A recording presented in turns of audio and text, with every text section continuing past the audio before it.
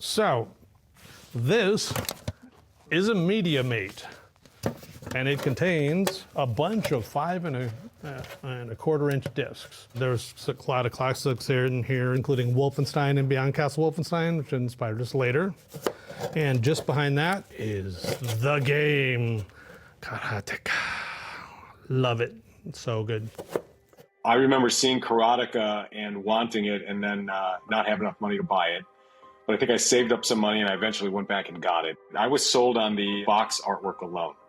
Kind of told a story. I remember the illustration was really well done. And again, just kind of told a story of what that game was. And yeah, eventually I picked it up and started playing it. When I first loaded it up, what I expected was something down the lines of Karate Champ or similar head-to-head beat-em-ups. Instead, what I got was a cinematic experience. That's what blew my mind, right? The fact that it started with, a text crawl, right out of, which to my mind, that was right out of Star Wars, right? That cinematic experience is the thing that was just amazing, right? It was the most movie-like experience I'd ever had in a video game at that point. It really felt like, you're a karate hero in a movie. That's fantastic.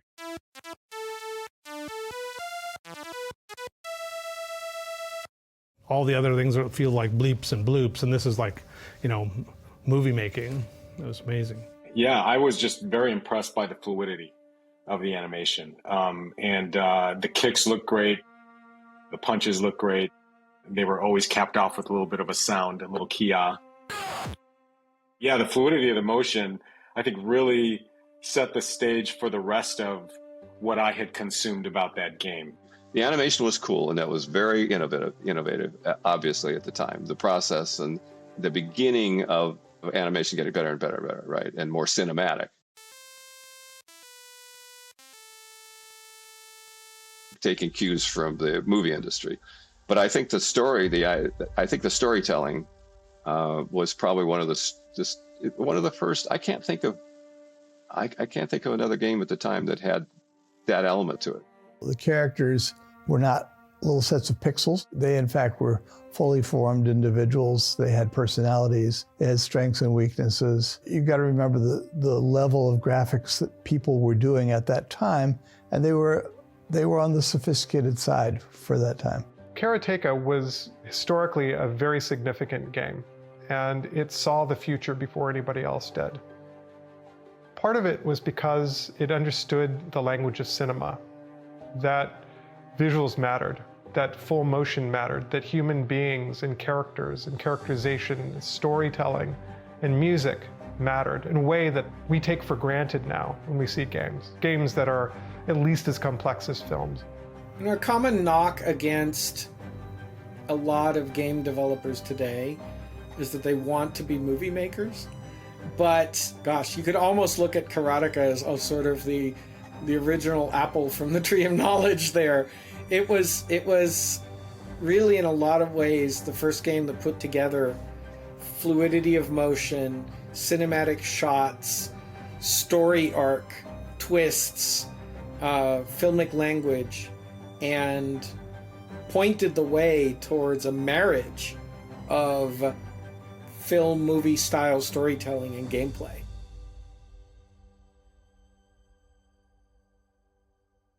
You actually got started when you kept going to the local arcade and you kept borrowing quarters to put in the arcade machine to do, what was it? Not Star Wars.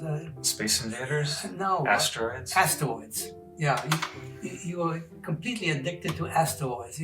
Every day you couldn't wait to go to the arcade to put some more quarters in that machine to play asteroids. And that was 1980, so by then I was already in high school. That's pretty embarrassing if I was borrowing quarters from you. From everybody. Yeah. But I gave you the quarters, and then you decided you had to program your own asteroids. Why leave it to the arcade? And you said, I can do this on my computer. You were caricaturing when you were 9 years old. The caricaturing, yeah. But you did it because you wanted to use the money to buy an Apple computer. The way I remember it, I was 12, 13 years old. I was doing the caricatures, I was doing the Cookie magazine, my Mad magazine parody. And really I wanted to do comics and animated films, but this was before computers came along. So I think if the Apple II hadn't been invented when it was, I probably would have just kept on making comics. Okay, and but animation. I remember that you went to those street fairs, to those town fairs, to earn money to buy yourself an Apple computer. Yeah. I mean, I didn't know what the money was going to be for, but it was, at least in the beginning. Yeah, but later on, you were definitely trying to save up I think you needed $900 to buy an Apple computer. Yeah, $1,200. $1,200. That was the price of a 16K So- Apple II. So to translate that in today's money, you can multiply maybe by 6. That's real money. I know it was all the money I had, Yeah. and that even after doing the caricatures, Then you I borrowed didn't from have Emily it. Yep. to get for the last $100. You borrowed it from Emily. So then you started programming games. So the first one was Asteroids. Asteroids was actually, I mean, it took a couple of years to get to that point because my first games were in BASIC. You know, there was a game called Breakout on the Apple II. It had colored blocks and you have a kind of a paddle. It's very simple. It's a ball bouncing and you try to knock out the blocks. Yes, right. And so I would look at these programs written in BASIC and try to deconstruct how they'd been done. Mm-hmm. And IBM had the Thomas J. Watson Research Center Explorers program. Once a week, my friend Adrian would drive me after high school to IBM, and they would let us kids come in and use the computers after hours. So that's where I first started learning how to program BASIC and APL. I see. And then with the Apple, it had BASIC, but it also had machine language, which was more of a mystery. It took longer to learn that. Yeah. I remember that you did program Asteroids. You worked on that quite a while, and it was so good, such a good replica of Asteroids that a New Jersey company bought it from you. They paid you a lot of money. Well, maybe, I think it was $400. That was a lot of money. It was a lot of money. Yeah. And it was the first money that I'd earned by programming. Yeah. And I was keeping track of it. It was fabulous, and you had a royalty position, and you thought you would make a lot more money from the royalty, but then they got sued, and they had to stop the whole thing because it was too good a replica of Asteroids. Yeah, that's right. That's almost exactly how it happened. The best-selling Apple game at that time was Space Invaders, and they sold, I don't know how many, but I figured out that if I could do that for Asteroids, that would be my ticket. Yeah, and you were right. I mean, if they hadn't gotten sued, you would have. If that'd been a year earlier, right, that was just about the time that Atari kind of figured out what was going on, and they sent threatening letters to all of the new game publishers saying you can't publish copies of our games. The Asteroids never got that published. was a big letdown.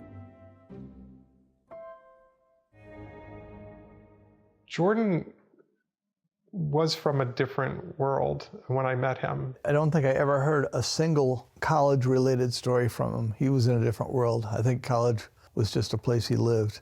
At least that's the impression that he gave.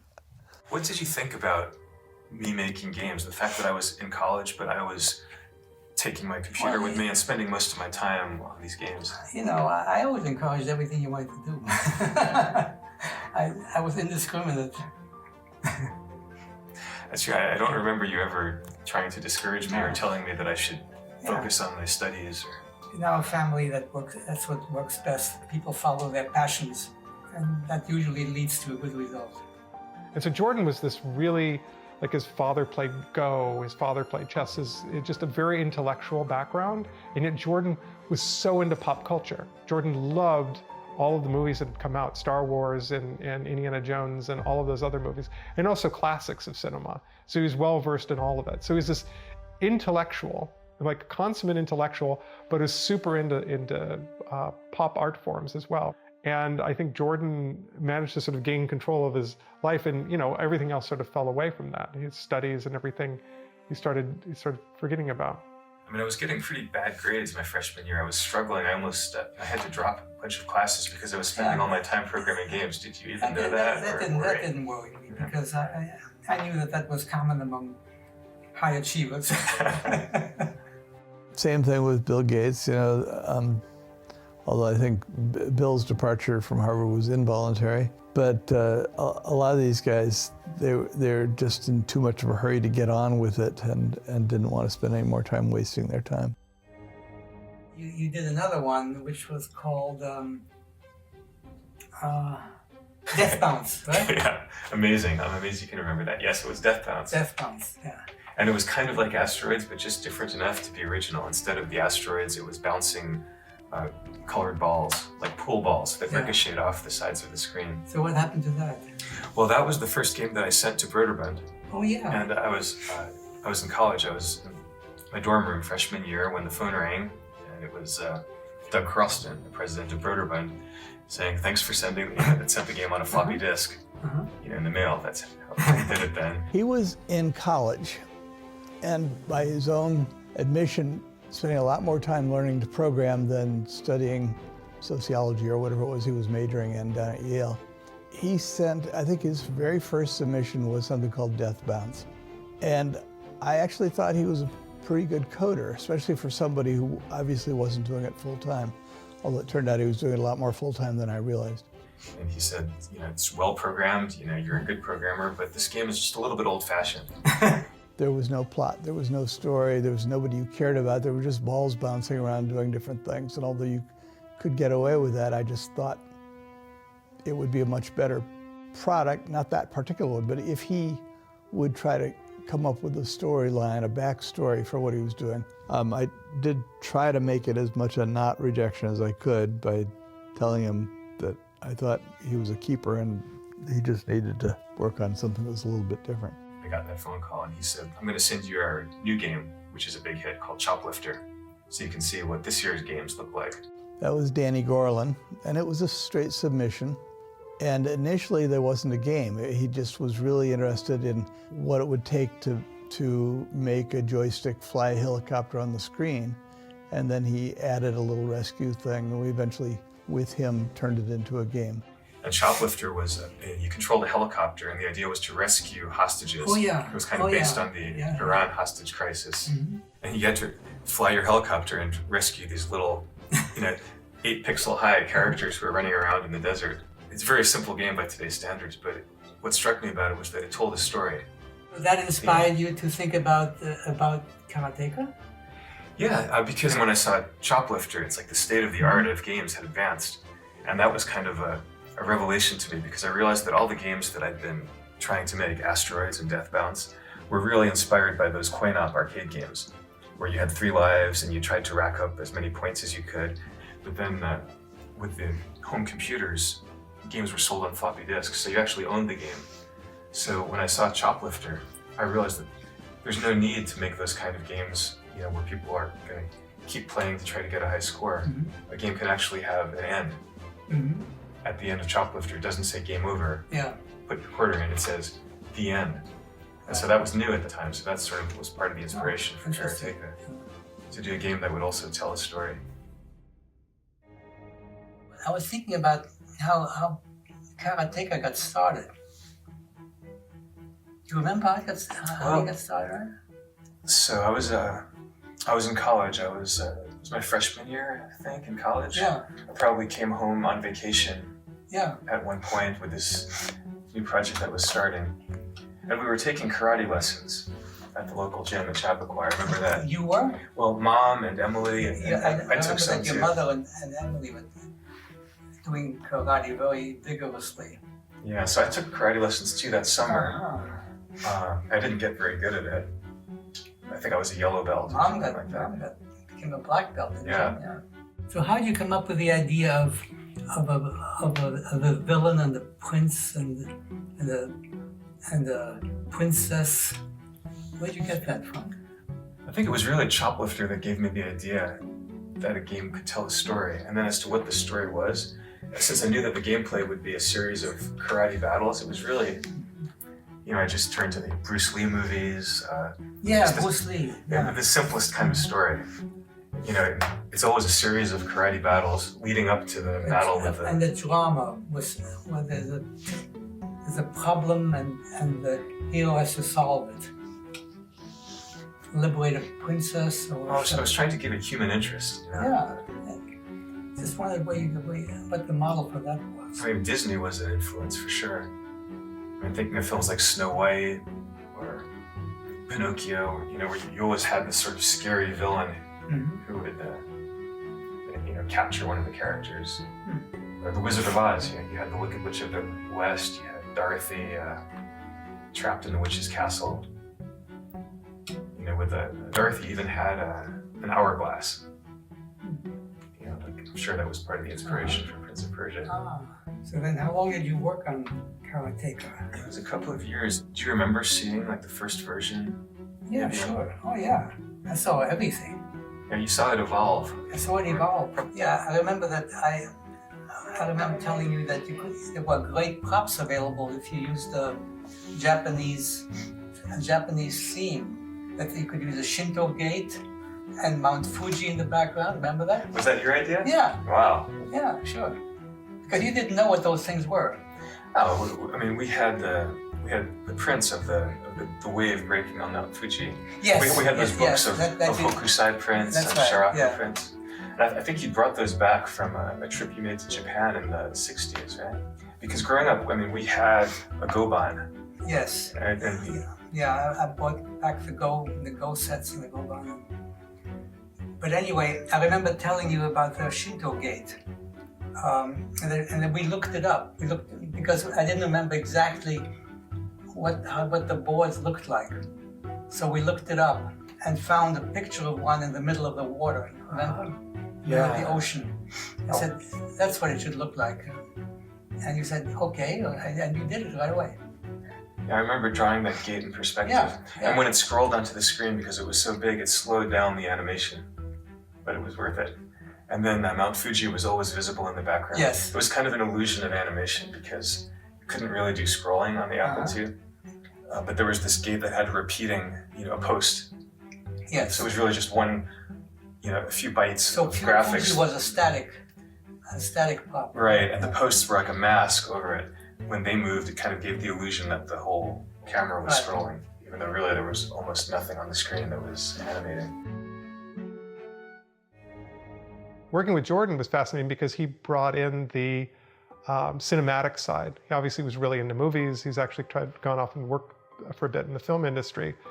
And the aesthetic and the motion of Karateka, which he continued in Prince of Persia and later in The Last Express, was really unusual for the time, this idea of rotoscoping. I decided to try a trick early Disney animators had used called rotoscoping. Rotoscoping is basically filming live actors doing the moves that you want to animate, and then literally tracing each frame to get a frame of animation. At first I started to try to do the animation the usual way by drawing characters on graph paper. And then, you know, because it was pixel by pixel at that time that we had to do the animations. But when I tried it, it just looked stiff.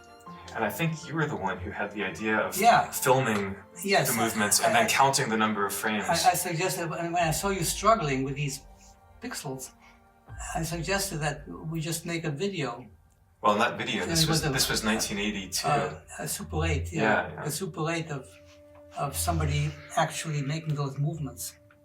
I thought I didn't remember that. And you were actually a model at one point because I started by filming our karate teacher Dennis doing the punches and the kicks, advancing and retreating. But then later on, I realized that the character would need to run. Like that it was too slow to move in that karate stance throughout the entire palace. So I needed someone running. And so you put on a karate outfit and we went out into the woods in front of the house in Chappaqua. And I filmed you running in Super 8. And also the climbing up onto the cliff at the beginning of the game, that was you. Climbing up onto the hood of the car. In the carport. I'd forgotten that. We're wearing, I guess, I don't know if it was my karate suit or... Mom's probably. Yeah, you were probably wearing Mom's gi. Yeah. And you had never taken karate lessons, but you did the running. Yeah, so what I did was I put that Super 8 roll of film on the Moviola, which was it was a screen with a rear projection, and you could turn the crank and stop on a particular frame, and then I would put a piece of tracing paper, I would scotch tape it to the screen and trace the outline of the character with a pencil, and then wind it a couple of frames ahead and then do the same thing. So I ended up with all these little sheets of tracing paper with outlines. That was a breakthrough, actually, in video game technology, because nobody had done that before you. I mean, it really goes all the way back to silent film. I mean, I found out later that the early animators had done this. You know, in Snow White, Disney's animators had actually, and not for the dwarfs and the animals, but for Snow White and the prince, the more human characters. It's kind of an obvious idea, because everybody knows that real live movements are totally different from what a cartoonist would draw. I mean, there are very subtle rhythms and speed changes that define a human movement, a movement of a live organism as opposed to the movement of an imagined organism. Well, and also there's so many complexities, like there's things that you wouldn't imagine, like the way that you kind of throw an arm awkwardly over one shoulder to compensate for the change in balance. Correct. It's like when you see it, it looks natural, but if you're just trying to reconstruct in your head what someone does, for example, when they turn around while running, you wouldn't think of that. And also we make adjustments of the angle at which we hold the body depending on the speed with which we're moving, so that we don't tilt over. Yeah.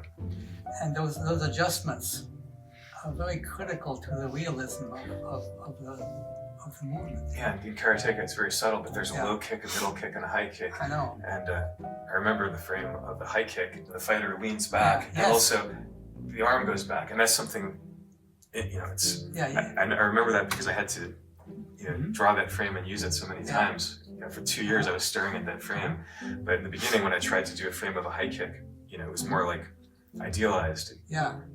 You didn't realize that the body would have to lean quite that far back. That's fascinating. This took a very long time. It was an incredibly laborious process. It took me months to go through all these steps just to get to the point of doing the first animation test. But I can still remember the thrill that I felt on seeing that little figure moving across the screen. It was the illusion of life. It was everything I'd hoped for.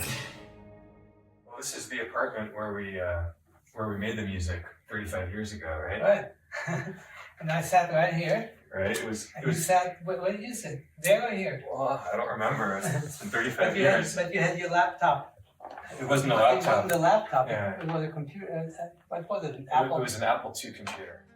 The music that was there just on the Apple II was fantastic, and it just sort of like gave you a sense of, like sort of a score, happening during your game, and it was one of the most impactful as far as just remembering it as a total experience of a game that I've had in a long time.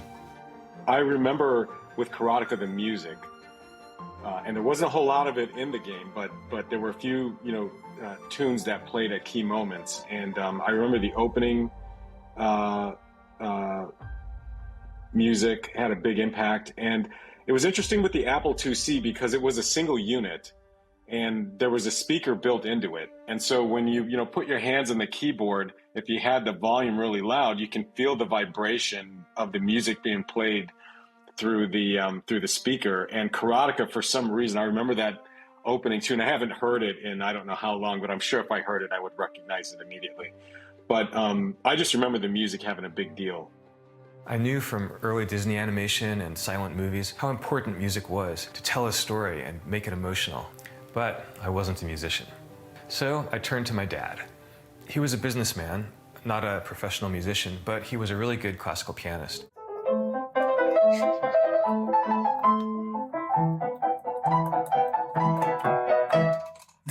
Yeah, that's what I grew up hearing.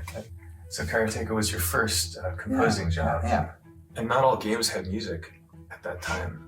It was, technically it was difficult to get music into the game because the Apple II processor could only do one thing at a time. Yes. So anytime we played music, the action on the screen had to freeze. For example, we couldn't play the music while the princess was walking. Right. So we had to design it in such a way that like the characters would pause, then we would play a little bit of music, then we could animate.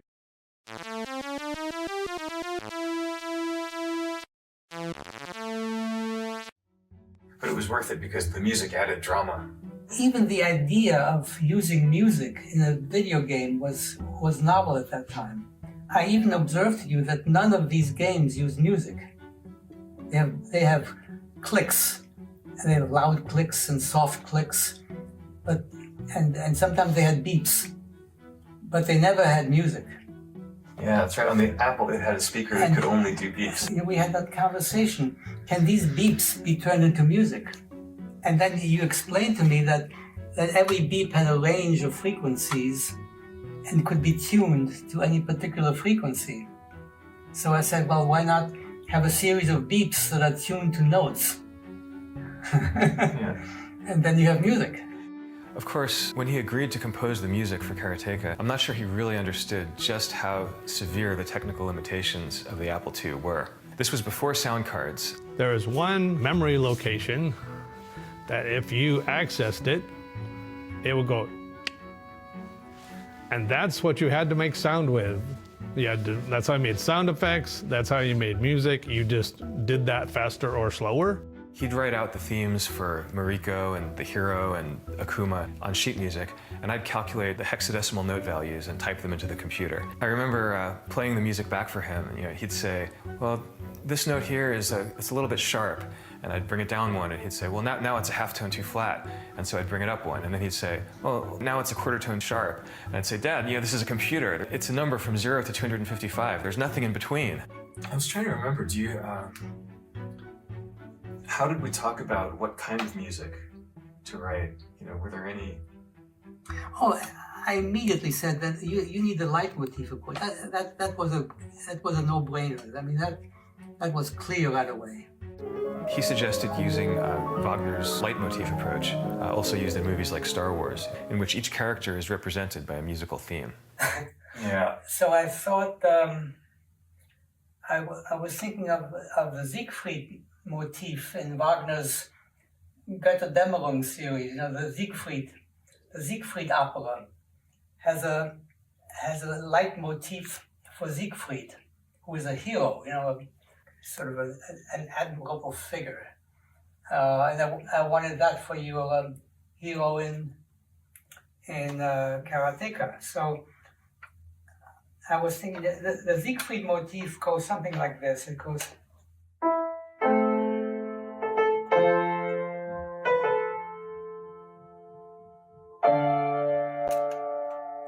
And then it goes in.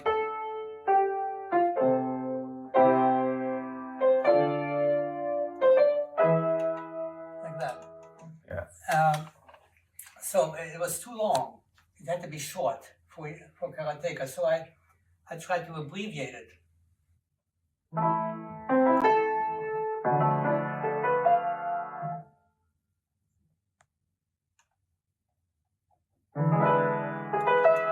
Like that.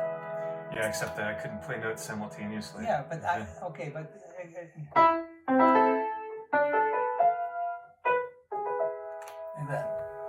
So that's sort of a takeoff on the Siegfried theme. It always sounded great when you played it on the piano, but then when I translated it to the Apple II, Well, it was. it sounded pretty good, actually.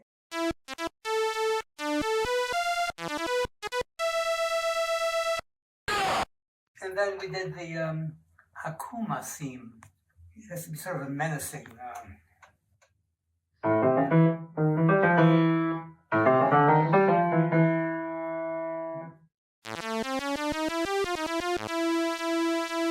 Yeah, making me play this for the first time in 35 years. And then the danger theme, which is sort of related to Akuma. So we used this. I mean, that sounds like Wagner to me too. Was that inspired by Hunding's theme? And Yeah, Die Walküre? exactly. The Hunding theme, right. I forgot that. And then the princess is.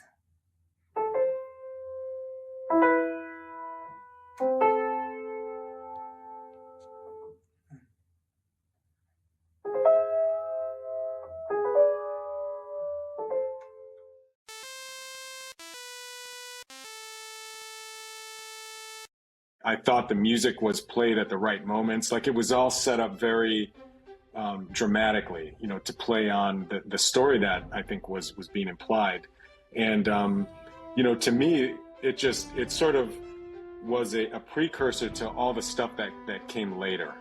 But yeah, for Karateka we had the hero's theme, and then the villain Akuma's theme, and then the princess's theme. Right. Just very strong flavors. Yeah, but you know, what you're reminding me of is how new that idea was at that time. You know, the very idea, the very possibility of having music in a video game, where there are no notes available, where you can only have one beep at a time. It's not obvious that can be turned into music, you know. And it was important for creating the mood. When you have a character sort of 40 pixels high, you don't have camera angles, you don't have lighting, but you want to show that this one is the villain, and you know, this one is the princess in distress. You know, the music, just like, even if it's just a few notes and you don't really have orchestration, Right. it tells you right away who's who. So it's amazing what we accomplished with that, you know, really. We probably had, in a 3-year period, 7 or 8 games that got in the top 10 on the bestseller charts. Choplifter was certainly one. I think Lode Runner was another. Apple Galaxy and Alien Rain was 2. Snoggle was. I suspect there were a few others. I was always worried that there was going to be a dip in the number of really good submissions, and that if we didn't work harder to bring them in, we were going to find it very hard to grow. It was our effort to build an internal group that gave us some stability and also some quantity of submissions. We decided that because we're having so much trouble getting engineers to come up with great ideas, that maybe we should separate the two. The fact that you can code doesn't mean that you can be effective in thinking of what to code.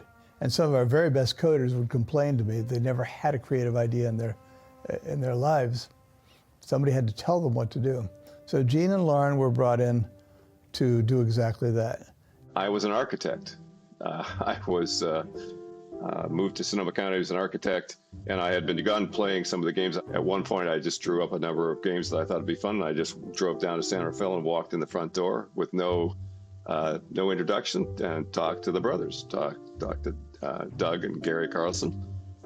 Over one lunch, they looked at the drawings and said if I could convince the programmers to do some games for the drawings I had, I was welcome to join. And that was the end of that. I just walked in, and I had to find my own desk and find a computer and do everything else. I just wandered around. In fact, it was a liquor warehouse in San Rafael, and Gene was stuck in an airless room with a door. I don't know what they stored in there. But I just wandered around. There was a desk in there, and I wandered in and asked if it was okay if I sat there. And he said, sure. And we started working together from that day on. But it was pure happenstance. Gene had worked for Imagineering down at Disney. He said he'd done 5,000 illustrations of Jiminy Cricket and so on. He worked back in an era when they drew the cells one at a time, right? A hand-drawn every animation cell. So he really knew that industry, and he knew Disney spent a lot of time getting the idea of a character, the sense of a character, obviously, in the movies. And that was something that the software industry did not have. It really did not have. But one of the first things that a couple of games we first worked on together, Choplifter, which was a Dan Gorland's game, Gene would always stress that you had to get a sense of the figure, but Gene spent his time talking to everybody about how you could draw that character and just give him enough animation to make sense that he was alive, that he was a real character and would walk across, get impatient and walk across the screen, or get pissed off and leave the screen or whatever.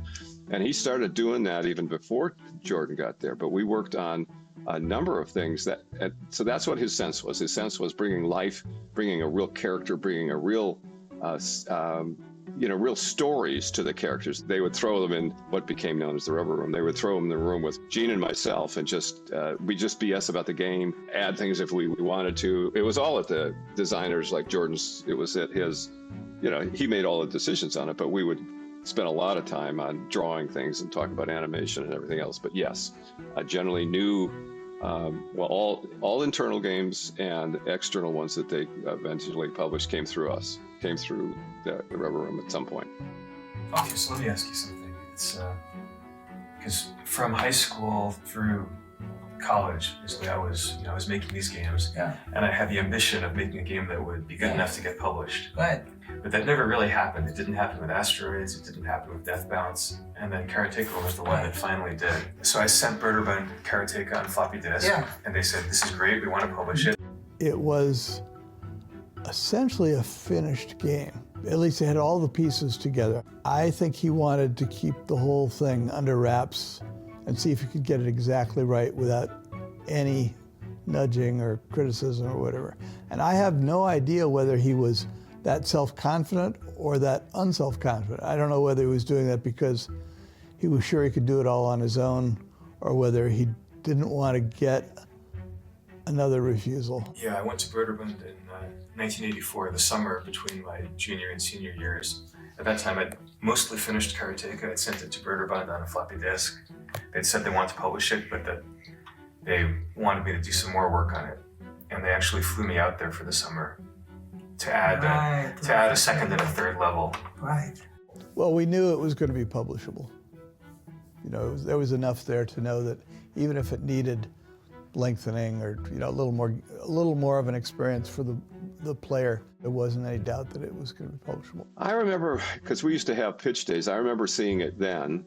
I remember when it was brought in, because a lot of times they would bring things in, and I think we would, on Friday afternoons, ideas would come in and everybody take a look at them. And I know Gene was enthralled with just the animation part of it, but Jordan had a real sense, a real interest in movies. I mean, and had taken a lot of inspiration from that. And he and Gene were very similar in that, right? They were both hardcore kind of movie people, and Gene knew all of the movies that Jordan would ever talk about. So I think they shared a real sense of it was automatic. It was really easy for them, a real sense of the storytelling. But anyway, doing all the filming and then having rotoscoping, having it drawn. And Gene, of course, had spent 20 years doing that, right? Effectively, just doing it by hand. And so he could tell. He could talk about the frames you could skip, how to exaggerate, how to take the rotoscoping, but exaggerate it a bit. Don't do it literally there, all the falls and all the lunges and all that stuff, okay, just tweak that a bit, just because it's an emotional experience rather than just a cinematic one entirely. So those were really easy conversations to have. So those two, I think, had a good time talking about it. I was learning how to draw all that stuff and do the animation with Gene on it, and he was a great teacher on it. I tended to be more precise, and Gene tended to be more exaggerated. He tended to have lots of land and squish kind of things, where balloons would, how they land and flow out. So the leopard was easy, I think, probably because I was more exact about it. And the idea that you could actually get one of these things in a game was just wonderful, because I didn't get that much of a chance to do that. I think Gene would probably start with a sketch, and I would look at it, and then you just did it pixel by pixel. That's all there was to it. There weren't any fancy big monitors. There wasn't a whole lot of previewing all the frames at different speeds or anything like that. So from a sketch, draw it very carefully by hand, and then repeat the process. It's just a very tedious, slow, pixel at a time process, but fun. I enjoyed every minute of it. Karateka. Karateka, and if it's Karateka, I've never heard that before. So maybe Jordan says it that way. I don't know, but I know we all said Karateka at the company. I think when I was a kid, I always said Karateka, because it's like you say karate and you just add the ka. Let's talk about pronunciation. So here's the thing. In the 80s, TV didn't talk about games, and we didn't have the internet, so pretty much everybody pronounced the title of the game in their own way.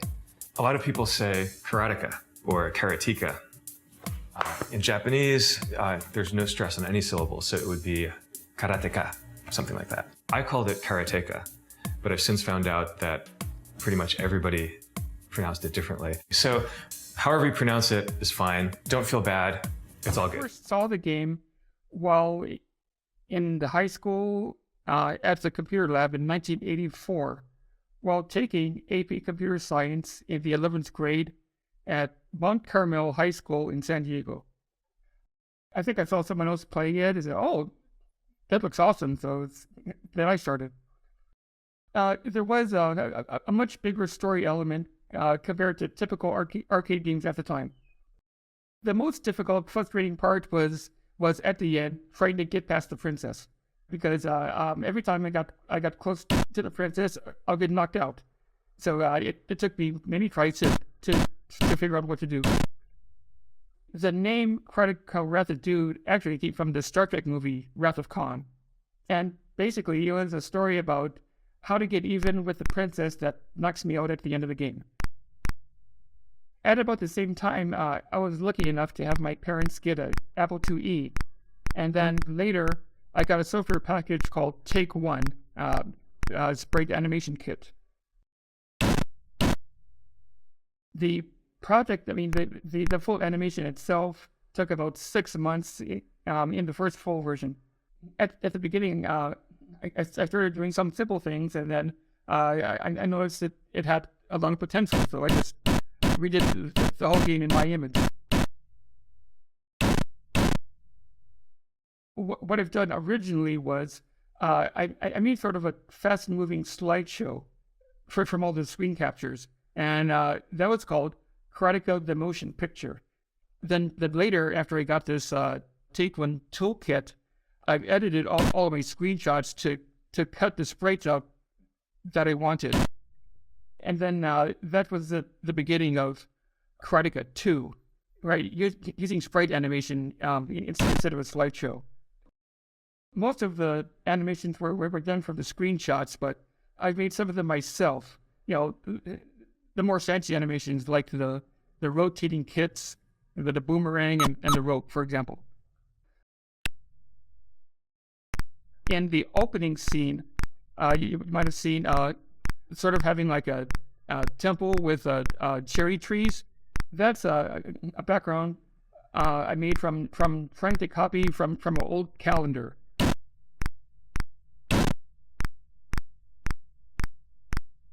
I wasn't really inspired by fan work, but I did watch a lot of low-budget kung fu movies at the time. And there was also an arcade game called Double Dragon, which had some very brutal moves that gave me some inspiration. And the AP Computer Science in the 11th grade, I submitted that as a final assignment, even though it was supposed to be a programming assignment, but the instructor somehow didn't notice I wasn't doing any real programming. And then later, at a community college, I've submitted that as an assignment also, but instead of as a programming assignment, it was recorded with a video capture. Especially at the 11th grade, all of the classmates were just cracking up, especially after the awesome original version ending. However, my parents were not as impressed. People started asking for copies.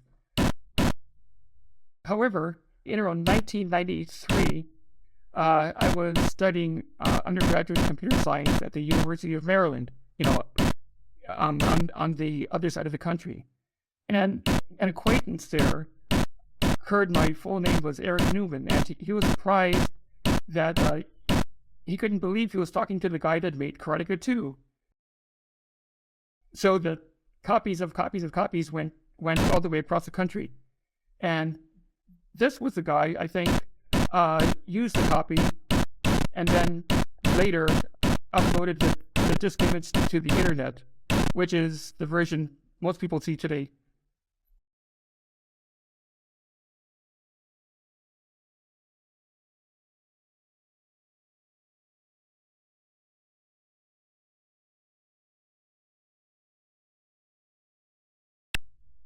I'm just overwhelmed. It was just a small thing I did in the mid '80s. So I'm just flattered and overwhelmed.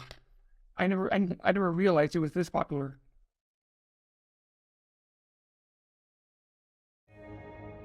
So I met Jordan, it's probably like 1983 it must have been. So I had moved up from Southern California to Northern California. Doug Carlston, the CEO of Broderbund, invited me up. I think originally I was living at his house. And then I ended up, Jordan was visiting from college and I met him and we hit it off. We're very different, right? He's from just outside of New York City. His dad is this sort of, European intellectual. My family is very much Californian, so it was kind of this mixed thing. But he was, of course, fascinated with LA culture because he loved movies.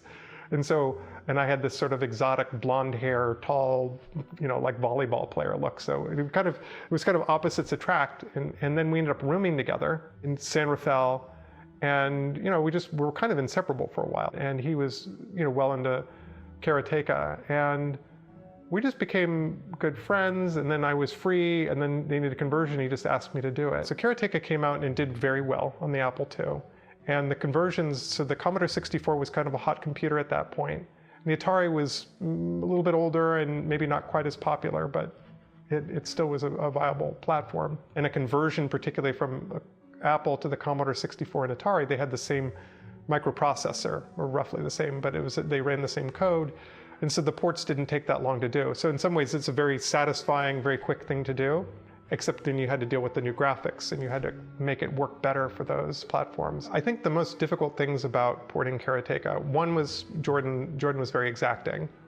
So that probably would be, and because the game in some ways is very ambitious. So there's a lot of assets and you had to keep motion smooth a certain way, and the interactions had to be very responsive. I think actually the Commodore 64 itself was a real chore, because the Commodore 64 wasn't as refined, it was much more complex in terms of what it could do than an Apple II, and that had been the previously most complex computer I'd ever worked with. And it wasn't quite as refined as the Atari in terms of how the hardware would function.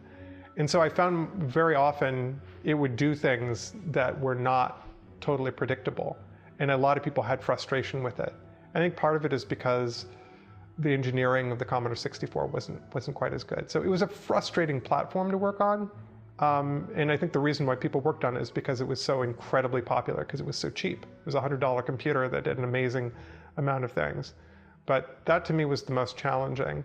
So the Commodore 64 had only one button. So for punch and kick, which was on the Apple, you had two different buttons, so you could do punch and kick separately. On the Commodore 64, we had only one button. And I believe it was Jordan who came up with the idea of a short press to do a punch and a long press to do a kick. I kind of have that memory. And it seems like Jordan to come up with that. And ultimately would have to pass muster with Jordan anyway. You're trying to fit, it's not exactly a square peg into a round hole, but there are certain design compromises. And very often you have to reinterpret intent. Fortunately, Jordan was around. But it's like if you translate a book into a different language, you don't do a literal translation. There are places where language will accommodate it. So you have to kind of reshape it through the sort of artistic intent.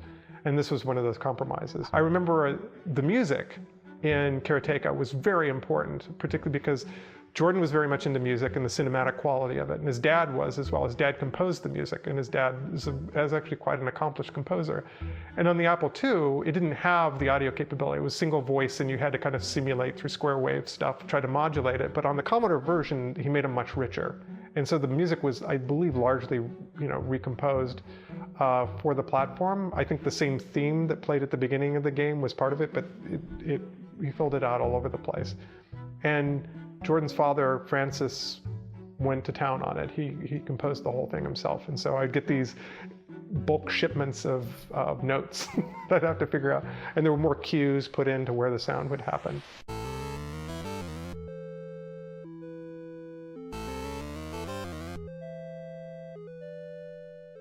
It was a challenge on the Commodore 64 because it ran slower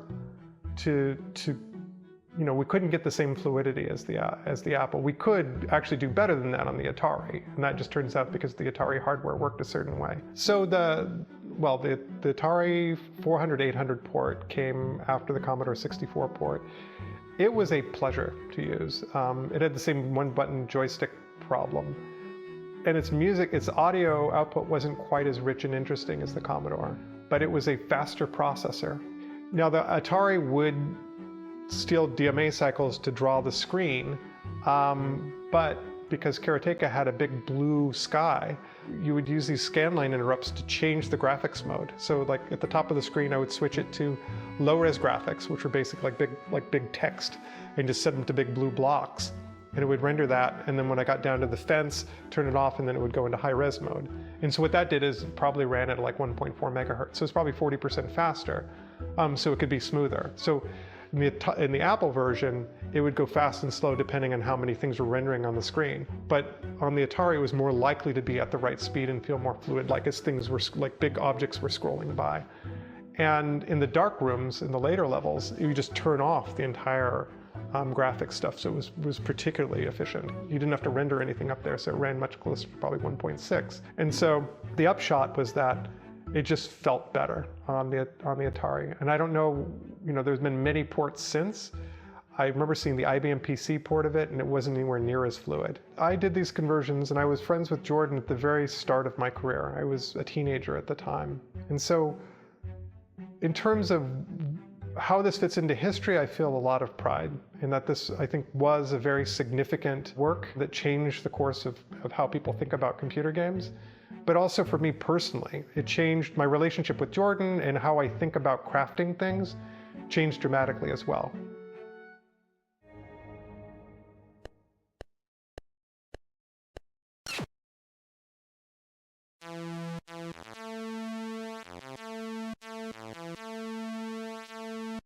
Yeah, it was pretty hard. Started out, you got to master kind of the upper hit, the lower hit, and then the bird comes along and kills you, and you're like, oh, wait a minute. I have to get good at that. I have to get good at the timing, right? The way the game unfolded those sorts of vulnerabilities and effectively rewound you, right? Like, making a mistake was a big impact. Well, that was the hardest thing to learn in the game. He just sends his eagle, hawk, falcon, whatever. Like we just knew it was trouble, and finally learning like the timing of how to like kick it in the air or something like that, and keep sending it back and just get it to go away. Yes, yeah, I remember trying to time it. Well, it was difficult at first, but games back then, I was an arcade rat, so I was used to. You try something, it doesn't work, you die, you start over, you try again, try something different. And Karateka was, more of that. It was a very memorable sense of progress. Like, I've got to get through this guy again. I know what to do here. It's like, oh, you sent the bird. Okay, I'll get ready to kick it. Today game design is more forgiving about that stuff, but back then it really wasn't. So you had to really memorize, right about here is when you're going to get attacked by the eagle. Right about here is when you're going to start encountering the next tier of enemy. You gotta make sure that you get through the gates safely and they don't like crush your skull. I don't know how many times that happened, but it was a lot. Yeah, it was a lot harder, I think, than games today. I would actually say in some ways it was a little more forgiving than a lot of games back then, because you didn't insta-die in one hit from most enemies, right? The eagle was the one who most likely to kill you for quite a while. A lot of games back then were super punitive, right? Very, very challenging. And it felt to me like Karateka, because it wanted you to feel immersed in the movie, gave you a little bit of rope, right? Not a ton. To me, the magic of games of that era was exactly that they gave you just what you needed, and then as a player you kind of filled in the blanks, like you used your imagination, and that had a big impact on me with Karateka. And that's something I carried with me into Mortal Kombat, was exactly that. It's like, hey, this is an arcade game, there's not a whole lot of place to tell stories, so we better take every advantage that we can to kind of set these things up so that the player has the tools that they need to kind of fill in blanks. You really felt the beats of the story and the beats of the action as you march through the game. And I mean, there's so many like cool things, the cinematic scrolling, so you have like a mountain in the background, and the gates you're getting through. And like, I think about just the sky in that game as something that, it served almost as a character, because The way the backgrounds framed you was very intentional feeling. It wasn't just random tree every, fixed distance, right? Which again is what most of those games would have done. Tree, screen, tree, screen, tree, right? Instead, you had a real sense of framing to it. It felt like still shots or photo shots. And so you got a sense of you being like the protagonist, but like the antagonists are approaching you, and it takes a little while to get to them. And that cross-cutting technique just gives you a sense of tension that builds and builds and builds, and then you're facing them like, it's super effective. And it was like, again, another shocking choice to sort of use the language of cinema to convey like approach. That's like a simple thing, but it's a really powerful thing. You had to, gosh, I'm flashing back now. You had to pay attention to where that guy was, because if it cut away to the enemy and he was coming at you from one direction, you're moving in that direction. If you kept going full tilt, odds were pretty good you'd slam right into him and get in trouble. So you actually had to remember, oh wait, he's coming. I'm going to want to slow down and give him a chance to kind of mosey in when we get close enough, right? Just to have a better tactical position. So it wasn't just that we cut away for story. It actually cued important gameplay things and gave you an opportunity to strategize a little. You really had to think about that, and it was very much a learn by failing kind of process, which of course leads all the way up to the ending, which has one of the biggest twists that way ever. Let me tell you the story of the entire Apple II gaming community hating Jordan Mechner. The way the game worked is you essentially could be in combat stance or not. And you did move in and out of combat stance pretty regularly because you wanted to be able to sprint versus, edge forward.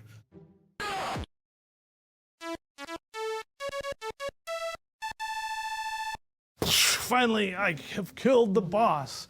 You run into the room and there's a princess there. So, of course, what we did was we edged in and we got close and wham. She killed us because she thought we were one of the villains. As frustrating as that was for me the first time I got kicked in the face by her, the chance to kind of do it all over again and figure out, okay, what did I do wrong? If you come in a non-aggressive way, it's very different. So you have to play the whole thing again and then walk up to her. And then she's cool, thanks for saving me and all that stuff.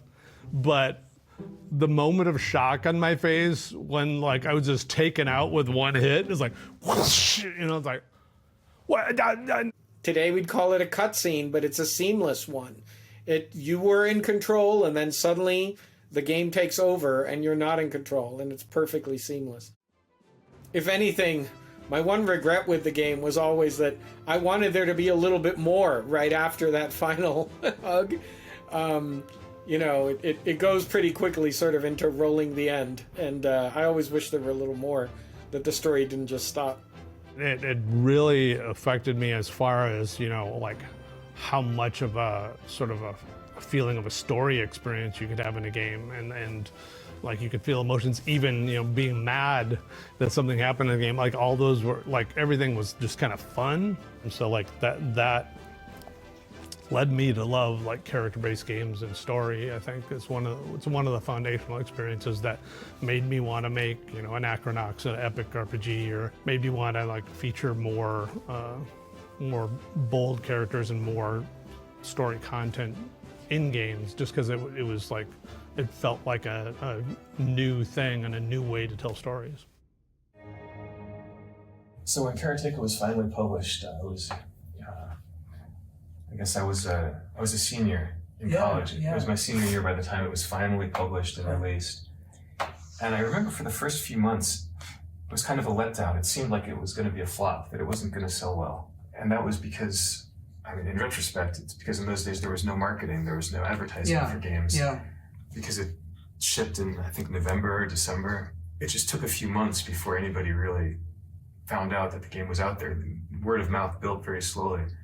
So I went back to school after the winter holiday, kind of thinking, well, worked for a couple of years on this game and, it's good, I'm proud of it, but it's not really doing anything. It's not, it's not gonna, be a big hit or change my life in, the ways that I was dreaming of. And then slowly it kind of started to build, and I think it was in the spring that we found out that it was #1 on Billboard magazine's chart. And then the first big check arrived, and it was like, it wasn't just more than I had ever earned by my own efforts before. It was like it paid for my tuition for that year. I spent 3 or 4 years making Prince of Persia. That whole time I was living off the Karateka royalties, but Karateka made Prince of Persia possible. Right.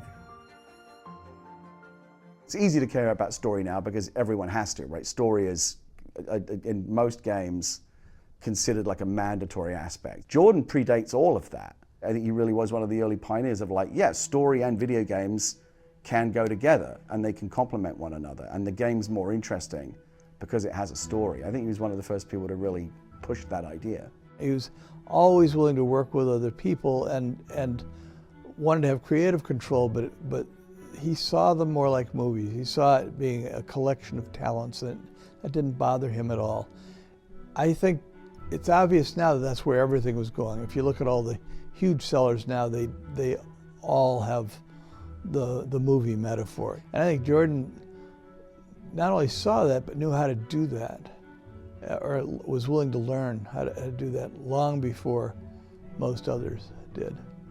Yeah, I think the big thing about Jordan first is he's multidisciplinary. And I think that's one of the things that all the top designers, when you go back and you look at who are the people who've really kind of rerouted the course of video game history, it tends to be people like that who either have come from other fields or have significant training in other fields and are able to do mashups with what video game potential is.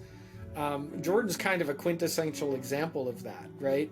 When you look across the kind of the history there, right? And whether you start with Karateka and you go to Prince of Persia and then forward with that franchise and his later involvement, what at each step, what each of those big leaps has done is tend to change or reorient our way of thinking about doing video games. And I think that comes because he isn't just coming at it as, oh, I can make a video game, right? He's coming at it as, I can make a work and I can bring to this work things from other disciplines, other parts of life, other craftsmanship, other skill sets.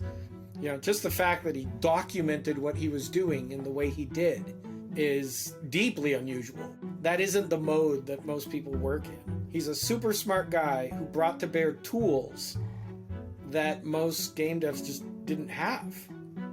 And that's what led him to be able to create things that most game devs at the time couldn't make. I didn't know who he was. I didn't know his age. But I remember the beginning of the game, it was, a game by Jordan Mechner, came up on the screen. And so it's like, I didn't know who Jordan Mechner was, but I wanted to be like Jordan Mechner. It's like, I want to make a game. I have stories to tell, I can make pixels. Well, what did you think of computer games at this time, 1980, 81, 82? I saw it as one of the huge applications of computers. Any futurist could look ahead and see that the computer, even though it was a very primitive thing at that time, that it would revolutionize the world. I mean, everybody saw that, but not the degree to which it did. There was a 5-year period where Karateka was it. It was the model. And I think what's amazing about that is that, the pace at which innovation was happening back then, the pace at which ideas were blooming, 1 year then was like 5 years now, right? So that means it kind of really stuck out as a precursor of everything that games would be. I kind of expected that computer games would become important, but that wasn't influencing me in how I related to you. I wasn't thinking of it as a business thing. I just thought of it as one of your passions that should be developed to the full, pursued to its logical conclusion. So you were interested in these computer games just because I was interested in them? Yeah, entirely. I mean, I had no interest in them at that time. I never played a computer game. Didn't expect that I would ever. 100 years from now, people are going to look back at Karateka, and they're going to see the very beginning of what by then will be a vibrant interactive medium that has evolved far beyond film, far beyond what we know today, because it had humanity. It borrowed elements from film that made film relevant to most people, not just geeks, right? About people and stories and about emotion. One reason that video games are so popular is because of the emotions they evoke. And prior to that, prior to Jordan, so much of it was about violence or satisfaction or the tension. And this is the first game I had ever seen where somebody fell in love. It's not that we didn't have really big swings at storytelling. We did, right? Like some of the stuff that was happening in the Infocom games in plain text was huge, just really big swings. But they weren't graphical, they weren't visual, right? And I think what Karateka really brought to the table was sort of filmic language in a bunch of ways. The shot framing, the crawl, scene setup, cross cuts, seamless integration of action and drama. All of those things are, to my mind, what Karateka really laid the groundwork for. I think that Karateka will stand the test of time as one of the most elegant, the most cinematic, and most carefully crafted game experiences that's ever been done. It's just a jewel that still holds up to this day as one of the most classic games ever, one of the most powerful storytelling games ever, and one of the games that has a quality bar in every second and every pixel of the game. It's amazing. Okay, I think they've got enough. Yeah.